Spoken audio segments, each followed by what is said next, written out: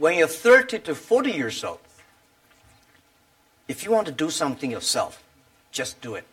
You still can't afford to lose, to fail. But when you're 40 to 50 years old, my suggestion is that you should do things that you are good at, right? And not do things that, oh, that's very interesting, I want to try something new. It's a bit dangerous more. When you're 50 to 60 years old, spending time training and developing young people, the next generation. When you're over 60 years old, better stay with your grandchildren. But this is normally general like that. Not everybody will like that, but most of the people will like that. So 30 years old, we people, next to 30 years, are the luckiest period. We have a lot of challenges, a lot of things that are happening, and with our knowledge, with our physical power, it's time you need to change. You have to think, if you want to be successful tomorrow, it's impossible. If you want to be successful a year later, it's impossible. But if you want to win 10 years later, you have a chance. That is what I think. Wonderful. And moving on to a topic which is kind of impossible to ignore after 2017. So a third of all the people in leadership positions in Alibaba are women. But the picture elsewhere is a bit more bleak. And a friend of mine recently said something that has really stayed with me. Women are tired of empowerment programs, and we want power. In 2016, venture capitalists invested $58.2 billion in male-founded companies, while women received just $1.46 billion. And as 2017 showed, it was a year of sexual harassment scandals, the gender pay gap still exists, and unfortunately, the list does go on. So how do you think we can move beyond tokenistic gestures towards genuine gender equality? Yeah, that is very interesting. A few years, like 4 years ago, there is a journalist came to our company, and when he leaves, he asked me a question, why are there so many women in your company? And I never realized we have so many women in our company. I said, anything wrong? Today, we have 49%, close 49% of the employees of our company are women. That's a lot for a high-tech company. It's not on purpose we hire women. We think they are great in helping us to grow. Alibaba is an e-commerce company. E-commerce is a service industry. To serve people better, you should have a service heart. We find that women doing much better jobs than men. And the second is that last century, people compete because muscle. No, this century is not muscle, it's the wisdom. And next is, I believe, if a person wants to be successful, you should have a high EQ. But if you don't want to lose quickly, you should have a high IQ. But if you want to be respected, you should have high LQ, the Q of love. So those three Qs put together, a lot of men, they have a high IQ but low EQ, and a very tiny LQ. Women, balance-wise, they're the best. If you want your company to be successful, if you want your company to operate with wisdom, with care, women is the best. In my company, we notice that women, they care others much more than men. Even on our site, today on shopping site, e-commerce, we find women buy a lot of things. But they buy for their husband, their parents, their kids. Men only buy for themselves mostly.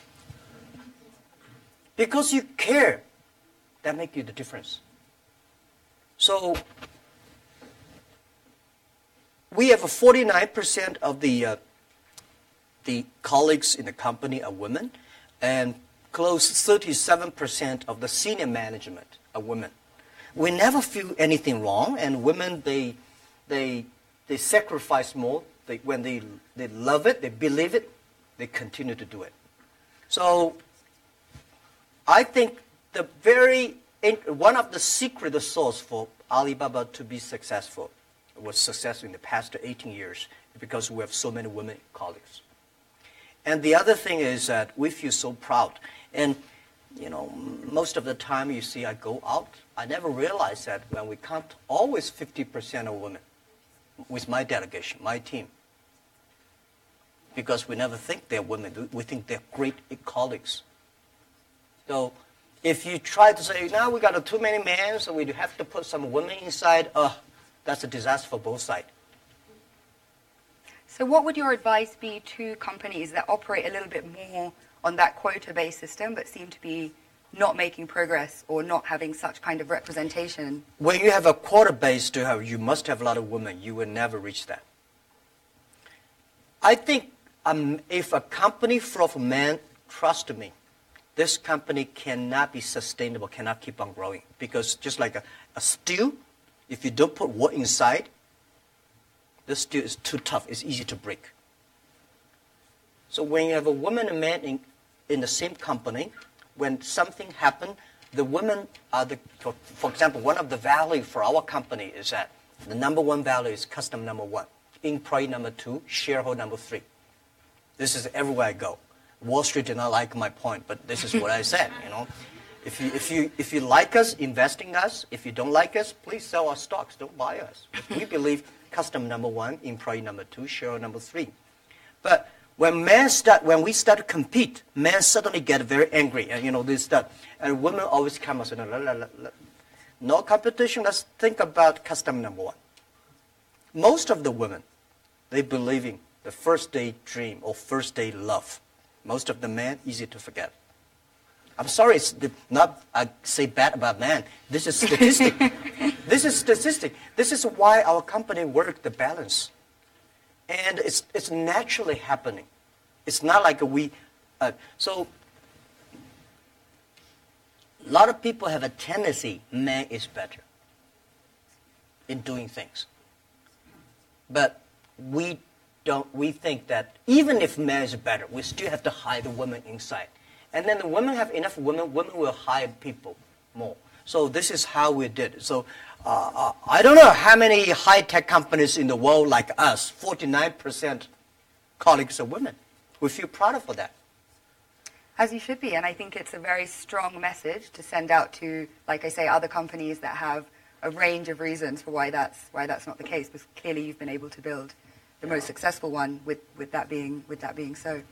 So you just came off stage after giving a talk about digital e-commerce and what needs to happen for small businesses and entrepreneurs to benefit from globalization. At a time when globalization once again is being questioned, is it really delivering for the most vulnerable? Is it delivering for people in the global south, etc.? So what is your message to people in this room kind of about globalization, really? I think globalization cannot be stopped. Nobody can stop globalization. Nobody can stop trade. And I believe if trade stops, war starts. Trade is the way to solve to dissolve the war, not to cause the wars. I think globalization did a fantastic job in the past 30 years. Enriched a lot of countries, but of course caused a lot of problems, right? Young people did not have opportunities. Small business have not opportunities. Developing countries were neglected. But it's only 30 years. It's a baby. It's a growth. You have to improve it. If you do not improve it, then you kill it. It's easy. Most of the time, to kill something is much easy. So my belief, it's our generation's job. Today, we have a better technology. We have a better knowledge about globalization. And it's our generation's responsibility or opportunity to improve it. Tell me, how can you stop globalization? Now, artificial intelligence come. Robots come. My grandfather worked 16 hours a day, and he said he was very busy. We work 8 hours a day. We said we are very busy. Our children may only work 3 hours or 4 hours a day for 3 days a week. I bet they will say, oh, we're very busy. Then when you work only 3 hours a day and 4 days a week, what are you going to do? You're going to travel around. right? You cannot stay in the home for a week. You will travel. 30 years ago, normal life, you visit 20 to 30 cities whole your life. 30 years later, in your life, you will visit 300 cities in your life because of mobile. How can you stop it? It's impossible. So thinking about that, the only thing is to improve it, to make it simpler. Global trade should be simple, should be modernized, should giving inclusive. Everybody have the opportunity. So my strong message is that, well, I feel sorry for WTO. They did a great job, but in the past 20 years, when you put the 200 government ministers in one room, how can they agree on something? Right? Because I don't like your country. No matter how good suggestion you have, I say no. But business people, even if we put 200 business people in one room, we will surely agree on something. And this is what I believe. The next generation of globalization should be inclusive, should create opportunities for young people to get involved. The first globalization in human history was controlled by few kings and emperors. Last 30 years, globalization was controlled by 60,000 big companies. If you're not among the big companies, if you're not in the big, powerful countries, you don't have a chance. The next 30 years, I bet we will have 6 million or 16 million or 60 million companies get involved in globalization. And I'm sure we will make it happen.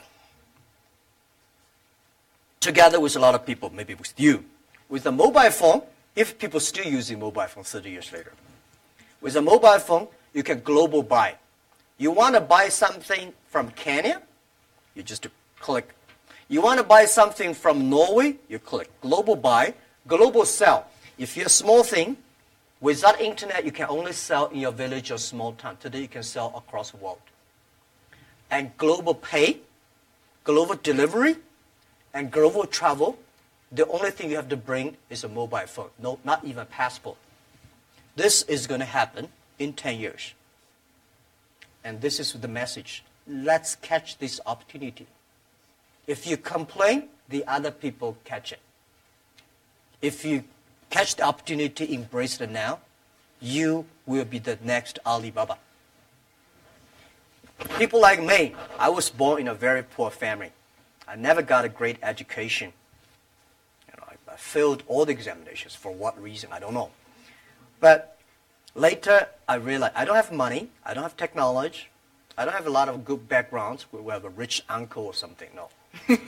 The only thing I competed with my people, the young people, is let's compete for 10 years later. This is what I believe 10 years later will be happening. So everything I do for that goal, I know 10 years later, this thing is going to happen. So prepare for that. Because I know if I compete with him for next month, no chance.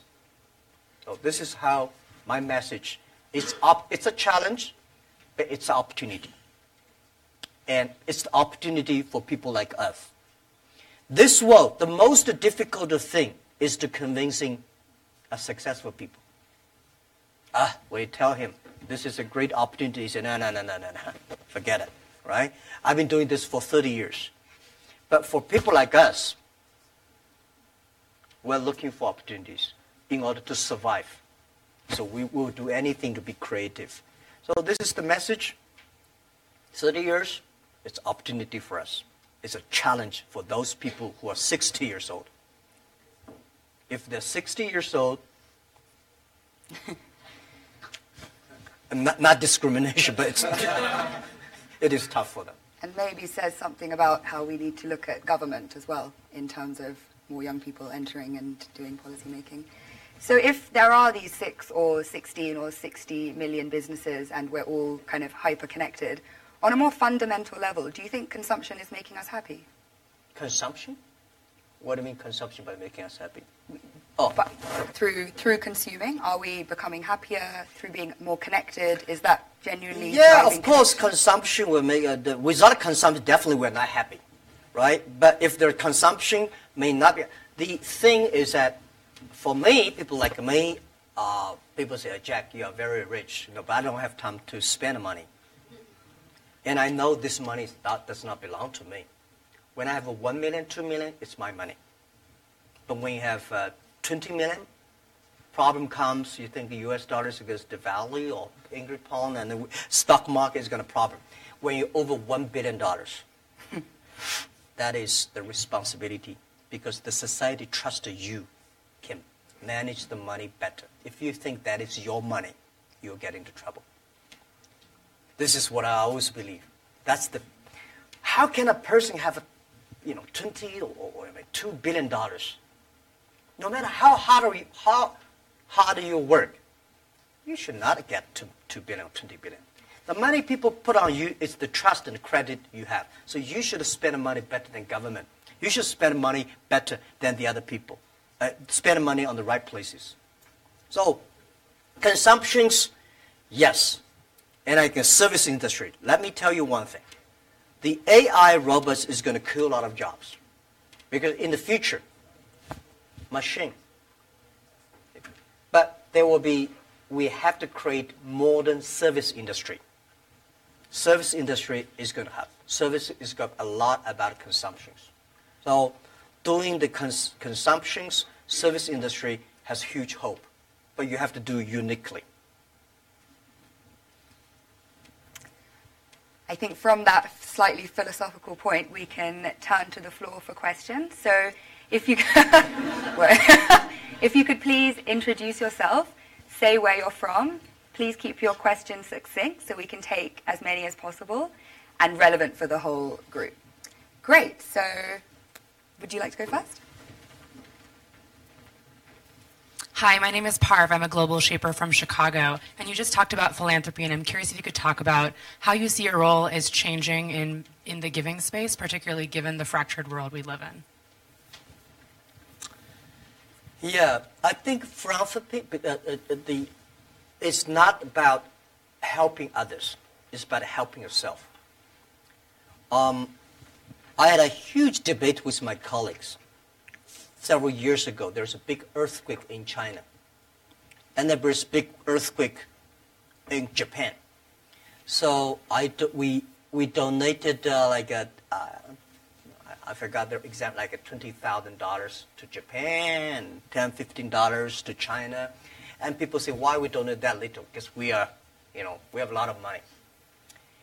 And my point is, no matter how much money you donate, 2 million, 20 million, that money compared to that is tiny. You cannot change a lot of things there. The thing you donate because you change yourself. When you change, the world is changed. You have to change yourself, right? And the next thing is that philanthropy is about action. It's about involvement. It's not about giving money. It's about to wake up people's consciousness. So I think, to me, I grow up, and my globalization is grow up in this place.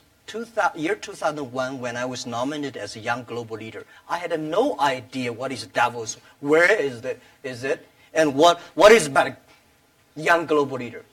But I came here, I learned, I listened about these corporate global citizenship and globalization and all things. I grow up. I understand. This is, to me, it's like a philanthropy. And this has changed to me, as I told Schwab, that every time I come to Davos, I want to spend time with young people. Because I benefit from young global leader, early days. When I listen to Bill Gates, Bill Clinton, and George Soros, these guys, at that time we don't have that many people. Very poor facilities. Well, very cold. I work like 30 minutes driving in a bus coming here and watching. But now I think still have. But this is good. This is the tuition we pay for a grown up. And now, to me, I think spending time with you benefit me, and also I want to tell you my true experience. It's a philanthropy. Does not necessarily mean money. So by charity, you cannot change the world. But if you have a philanthropy heart, you can do a lot of things. So I find this one, unfortunately, a lot of people have a business heart here, making money, but do things like a philanthropy. What we should do is should be a philanthropy heart, but have a business skill. I hate a lot of people do the opposite. They want to make money, but they talk like a philanthropy. And they do like a philanthropy, waste a lot of money. So this is what I mean. And it's, if you want your team to continue to work with you all your life, you have to plant the seed of care the world, care others. The first day they join. I don't like a lot of companies make a lot of money because making pollutions and counterfeit products. By end of the year, donate some money. This is no good. Business, the philanthropy idea should be buried into the business model. That's, yeah. Philanthropy of heart, I think, a message that young people can take forward. Please. Hi, my name is Iman. I'm a global shaper from the Jeddah Hub in Saudi Arabia. My question is, as a young boy, did you envision that your life would be like this? Did you have intuition about this? And if so, do you think the belief helped in achieving such great success? As a young boy, I never thought, as a young boy, even today, I never thought I would be here. Honestly, I never thought. But as a young boy, when I look back, every problems I met when I was a kid benefited me. I failed so many times. People probably know that I'm applying jobs for so many jobs, over 30 jobs, all rejected, not even got a chance. 24 of us were interviewed for a KFC job. 23 accepted. I was the only guy rejected. 6 people went for looking for a police job. 5 accepted. I was the only one. My cousin and I applied job as a server in a 4-star hotel in my city. We waited a long queue for 2 hours. He was accepted. I was rejected. So my mother looked at me. But I know this is a training course for me. Before my 30 years old, I'm a failure. People lose, but I never give up. I think there is an opportunity there. And then I was a teacher later. I graduated from university. I was a teacher in the university for 6 years. Number 5 year, I was elected the best teacher of my university, elected by students. So I said, everything I taught my students are the things I learned from books. What if I go out, spend 10 years, experience all the things, whether fail or succeed, I go back to teach again. That was my original thinking doing Alibaba. So I never thought I could be rich. I never thought I would be successful. I never thought we could survive for 18 years. And then we made it. The only thing that today we should do is share the experience and know-how, especially share the mistakes, suffers with others. My thinking is that, you guys remember, if you want to be successful, learn from the other people's mistakes. Don't learn from the successful stories. Successful stories they make, don't listen to that. There are a lot of reasons behind it. Just like, I remember the first time Harvard Business School came to us, say, Jack, we want to write a case study for you. Yes, years 2001 or 2000. They came, they spent 1 week, and they write a report, and I read, I said, this is not me. And they said, this is you. I said, no, this is not us. He said, this is you. So they make up his sign, and the case study go up, and they start to teach in a lot of universities. The next 5 years, they invited me to go to the case study. and they always find a competitor of my company. And after every case study, Alibaba will die, that company will succeed. All the students agree. And actually, every 5 years, all the competitors die, we still survive. So how can you study this kind of a successful story? Learn from the mistakes, the other people. No matter how smart you are, you will encounter these mistakes. You learn from mistakes not because you will be able to avoid mistakes. You will able to, when these mistakes come, this suffer comes, you know how to deal with it, how to face it. The book I want to write, if I can, is Alibaba 1001 Mistakes. This is the most treasurable things that in my life. In my life, it's not how much we achieved. It's how much we gone through the tough days and mistakes. And this is what, if you start to think now, it would be good. So if you ask me when I was a boy, I never thought about that. Never. Let's go to the back of the room. Yeah.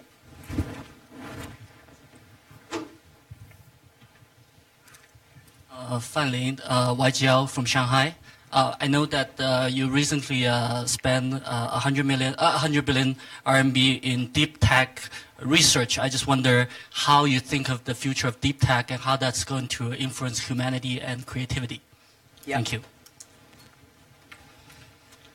I think technology, as a company, we invest 100 billion RMB, which is like 150, right, or 15, no, yeah, 15 billion US dollars on researching for the high tech.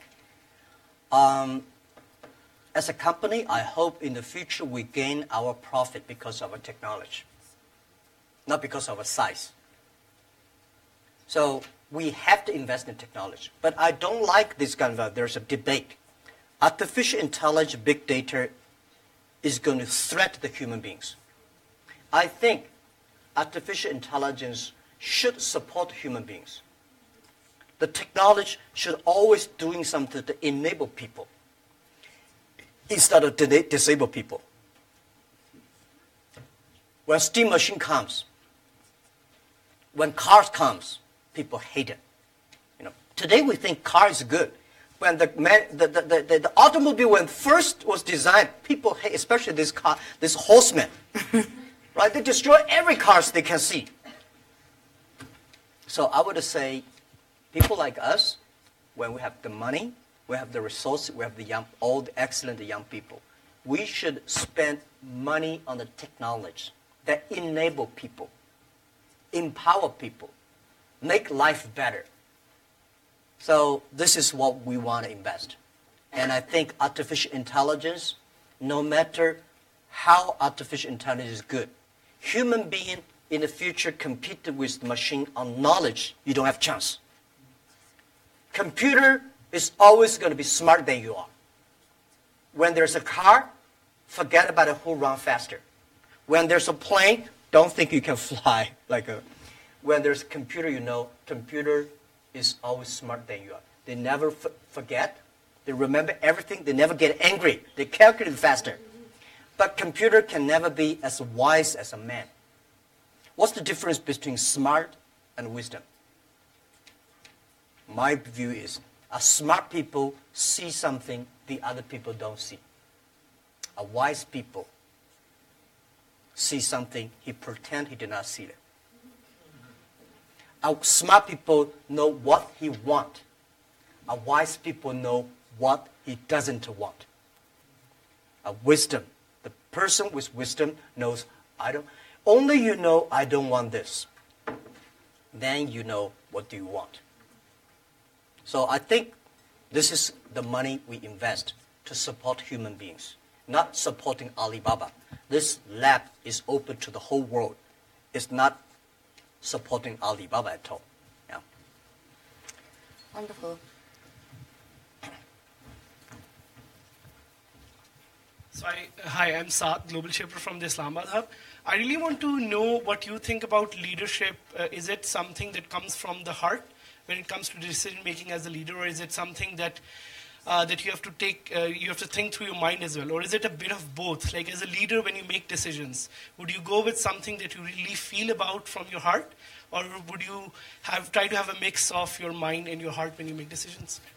Yeah, I think it's a good question. I've been thinking about that. First, it's your nature instinct. There must have something that you different. Second is you need a training. You should be trained through all the tough experience, but still positive. I found out some great leaders in the world. They are always positive. They never complain others, and never complain. And they look at the things in a different view, like normal people. So I think people in my company, at the beginning, they don't like me because I'll always think about 10 years, 5 years. And then after we're working together for 3 or 5 years, they find, you're right. Then we got the credit rating. And as a CEO, one of the jobs, when everybody's happy, you have to see the unhappy things. When everybody's unhappy, you have to see the happy things. So leadership is nature, but you have to train and learn. And I got my leadership upgraded in Davos. I see so many. Ali Enter Financing, how many people here know about Alipay? Thank you. Alipay's decision was made here. I was thinking about Alipay, but I was not there to launch Alipay because in China, if you do financing without license, you will be in jail at that time.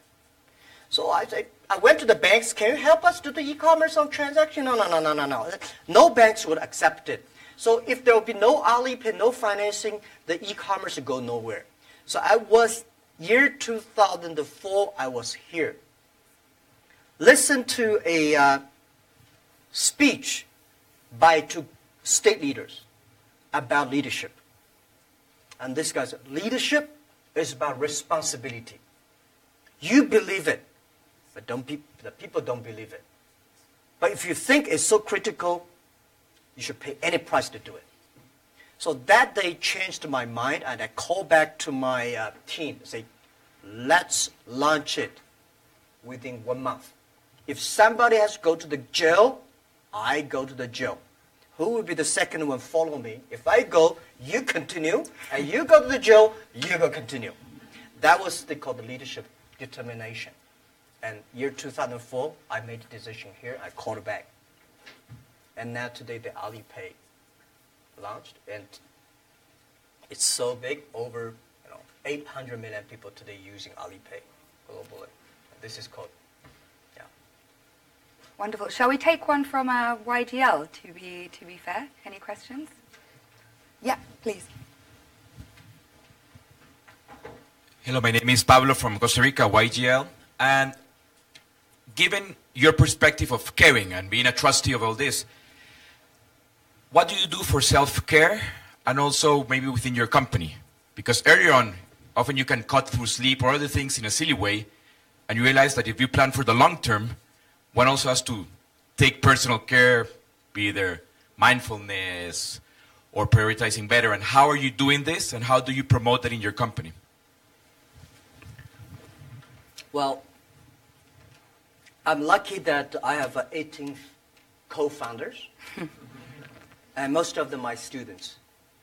When in my apartment, I told them my dream and my mission, and we videotape. Funny thing is that when Alibaba launched for the first day, I said, let's videotape everything. Every important meetings that we join together. The purpose is that someday, if we fail, we give the videos to the people to research why we fail. If we succeed, give the videos to the other people. So we have almost a whole house of videotapes. So the first videotape, I speak for 2 hours, and those guys look at me, okay. So that's what you want to do? I said, yeah, this is what I want to do. I was the first, I know nothing about technology. I know nothing about management. I know nothing about, but the only thing is that you don't have to know a lot of things. You have to find the people who are smarter than you are. My first way is always find people who knowledge on computer smarter than I am. Accounting, smarter than. For so many years, I always try to find the people smarter than I am. And when you find so many smart people, my job is to making sure the smart people can work it together. And then if smart people can work it together, it's easier. The vision they will believe. Because if stupid people can work it together easily, smart people can never work together. But stupid people work it together easily, they don't believe the vision. The people who believe the vision, but they don't work together. So very important is finding smart people, and my job is two things. Making sure they work together. So the culture is important. Long term, you should be ideal with great, strong vision leader, but you should also have to survive today. If you don't survive today, you're gone. So the best way to promote your company is not you. It's not me as the CEO. The best way is your product, your services, your employees. The best product of your company is your employee. So I spent a lot of time, early days. For the first 2,000 employees of Alibaba, I speak everybody for 1 or 2 hours when they're joining. I said, I will never promise you will be rich. I never promise you will be promoted. But I promise you'll suffer. I promise you will have a terrible life, and right? And all the terrible things I promise when you join this company. Right? But good things, if you promise good things, you are misleading them. Because I cannot promise myself. We know this is the future, but we are not sure that we will be there. But if we don't work together, we all will lose our job. So that's the thing. And they do always say, and I think I've experienced this myself, if you knew how hard it would be, would you do it? And it seems for you, a key part of leadership is leaving the ego at the door and being willing to hire people better than you, who you can then kind of empower to carry out your vision. Yeah. Wonderful. Yeah. Hi, I'm Iman from Global Shaper Jakarta Hub. How does your experience of being a teacher influence how you run the business today? And do you have any message for those who are working in education space? Thank you. How does your experience of being a teacher in early days influence how you run the business today? Oh, yeah. Let me tell you one thing. I never thought I could be a CEO. I never thought later I'd become a good CEO. One of the things I learned is from teachers. As a teacher, very important character of a teacher is the teacher always expects his students better. I want this student to become a banker, that student to become a mayor, that guy is a scientist. This is all teachers want. If you don't have this kind of thinking, it's a terrible teacher. A good teacher always wants the other people better. You don't want this teacher in jail, that teacher is a bankrupt, that teacher is, you know. So as a CEO, I trained myself is I always want those people join the company do better than they thought. And everything the company should do is making sure the good environment to training him to be more positive. And everything we do, this is a teacher. And teacher does not mean I know better than you are.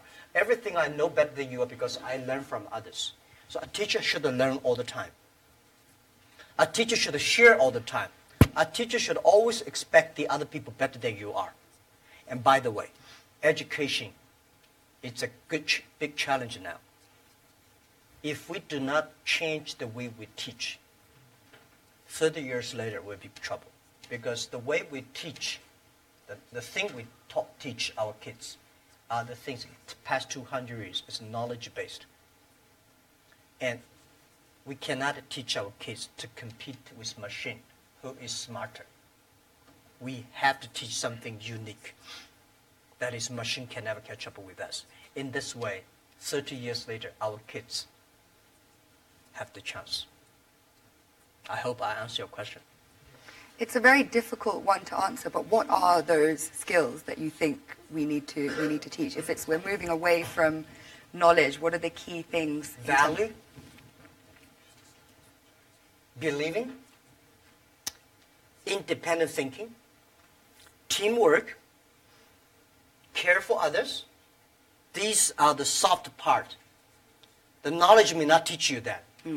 That's why I think we should teach our kids on sports, the music, the painting, art. So making sure humans should be different from everything we teach should be different from machine. If the machine can do better, you have to think about it.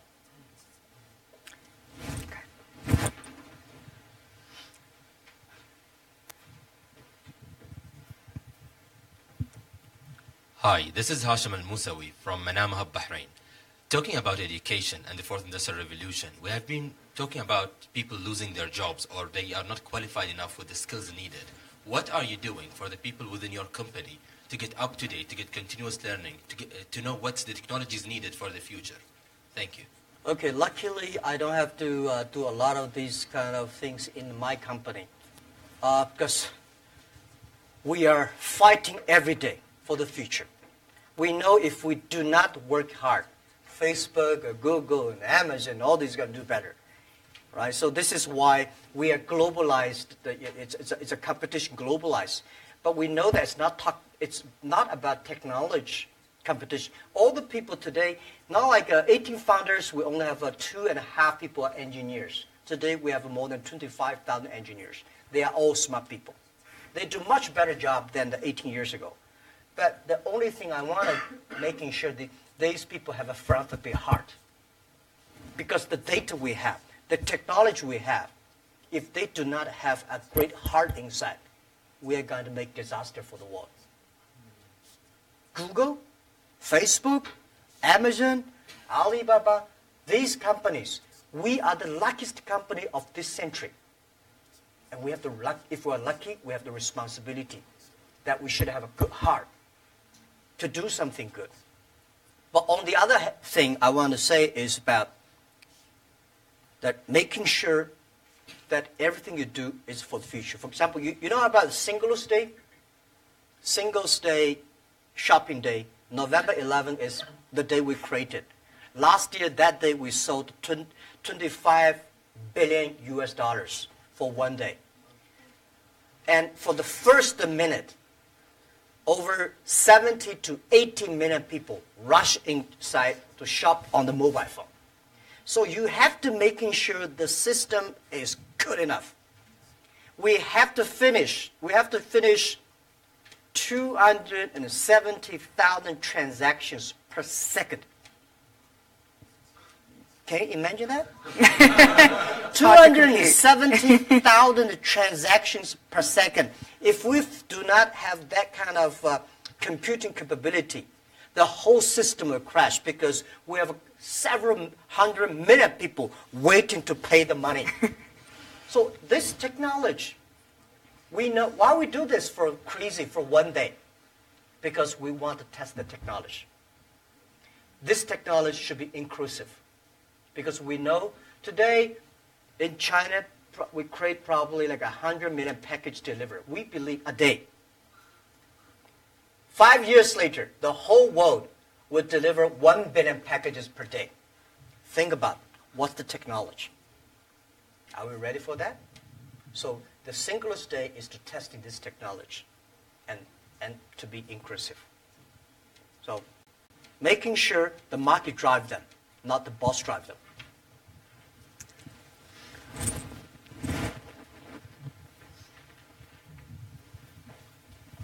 Thank you, Eric. Thank you, Jack. Jesus Cepeda from Mexico, from the Monterrey Hub, Global Shaper. We have been talking a lot about our generation, and I really like the conversation about 3 years before, 3 years after. Actually, I have been hearing these days that we haven't had this snow in 30 years here. So the question is going to a quote of Professor Schwab. He said a couple of months ago to the Global Shapers that we're the first generation that is going to suffer about climate change, and we are the last one that can do something about it. So with your teaching passion, what are the 3 things that you are saying to educate the 10 million employees or the 100 million employees or everyone who's looking at this video to develop an environmental mindset, a spiritual mindset, a non-fragmented world mindset? Okay. First, let me say this. Every disasters, the environment disasters, is a reflect of human heart today. Because when we need too much, we destroy a lot of things. I think the human being today, in the past 200 years, because of knowledge-based technology or knowledge-based training system, all we want to do is get more. We want more things. We go to the moon, we go to Mars, we go this, we always outside looking. We human beings never inside looking. If you don't have the inside looking, you will never be wise. If you're not wise, you never know what you don't want. Today, human beings get much more than they expect they should have. So the environmental pollutions, the whole thing happening is because human beings become greedy, become arrogant. So this is why the big data, the data technology is trying to understand the inside of human. What is data? Data is the human behavior. A lot of people, trust me, the machine will know you better than you know yourself. Have you seen some movies? Some gamblers. You know, they're great. They look at the eyes. If you got a good card, this eyeball will shake. But normal people don't see it. The machine see all the details. Machine know you better. So what I would say is that in the data period, human being next to 100 years, human will try to understand inward looking. We will see a lot of ugly things of ourselves. When knowledge-based outward looking, you see the ugly things of the others and good things. When you look inside looking. This is Chinese philosophy. Chinese people, our believing is always inside looking. We're supposed to have inside checking every three times a day. But not really. If you can really do that, you can do that. Then you'll be good. So for environment, you're right. If we do not make action, take action, all the money you make will spend in the hospital, medicine. Our kids will be in big trouble. So let's fix it. And first fix our heart, fix our know-how, and fix our belief. When you have a belief, when you have a religion, when you have a value, it's better. So I think this is what concerned me. This is what I think the young people should always have, the value, the mission. If you have something you believe in your heart, then it will be different. This is what next 30 years education should be focused on. We have time for one last brief question. Karuna?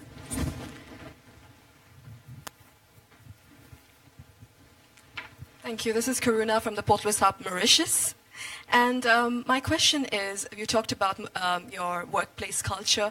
I'd like to have 1 or 2 examples, if possible, of how do you motivate your employees. And I'd like to throw in a last question is, how much do you sleep? Because this is such a controversial topic, and I keep hearing different versions. Thank you. What about keep the different versions? Some people say you don't need sleep. I've heard CEOs sleep only 4 hours. I've heard CEOs sleep only 3 to 4 hours, and whereas I've heard, you need at least 8 hours. So yeah, I'm a bit divided, and I'd love to know your secret. Thank you. Yeah. How do I motivate, incentive or motivate my colleagues? You have to find the people that can mobilize themselves. It's impossible to encourage a negative person. So the people you hire, the people work together, they have to be Or you cannot, we have 65,000 employees now. You cannot hire all of them that positive. But at least the people work with me. My management, leadership, several areas, they have to be positive. They have to know to incentive the others. Because I cannot incentive everybody. And making sure the culture. So I think it would be very painful for me to talk to my vice president, and he need to be incentivized and mobilized every time, right? This won't work. If he does not know how to incentivize or mobilize his people, it's better. I don't think he will be the vice president. He should be a good engineer, good designer, but not a good leader. A good leader should know how, but not by only money. Most of people incentivized or mobilized not because you give them a lot of money. You give them respect, trust, appreciation, and correct, heartful advice. When you come to my meetings, internal meetings, you will be shocked because we are not like a lot of the other Chinese company. The boss say, everybody listen, take notes, and go down. We are like a war room. We make decisions based on whose voice is louder. Right? Early days, we fight and talk, and then making sure everybody speak up. Right? So this is also a way of mobilize and incentive. There are a lot of ways, and different people have a different way to send incentive. So this, how much time I sleep? Yeah, I have a problem. I mean, I sleep not very short, but not good. And I don't eat a lot. This is something that I was curious. I don't eat a lot. I'm a very picky on the food. And I don't know, sometimes I would love to see what the things that make me work like that. But for sure, that if I suddenly give me 1 month vacation, I'll collapse. I think there'll be something in my heart, maybe the mission. At the beginning, it's a mission of 18 people. Today, we have 65,000 people. They all believe the mission. So if I give up, I can give up my position, but I should not give up the mission. If I give up, everybody say, hey, no. So, and then especially today, Alibaba at this size, people continue to say, for this size, the growth rate will be tiny or down. So what's the 10, 20 years Alibaba will look like? If you want to still be greater or triple our size, what the direction, how to do it. So I spend a lot of time thinking. And I love to think. Good thing is I have a good team now. I think I do the talk, they do the work. Yes. On that note, I'm sorry we didn't have a chance to take everyone's questions. We'll just have to make this an annual convening from now on. And I hope you can all join me in thanking Jack for his strong message of youth, inclusivity, particularly in the context of trade, and how we should all take time to look inside ourselves, cultivate our wiseness, because that's how we'll differentiate ourselves from machines. Thank you so much. Thank you.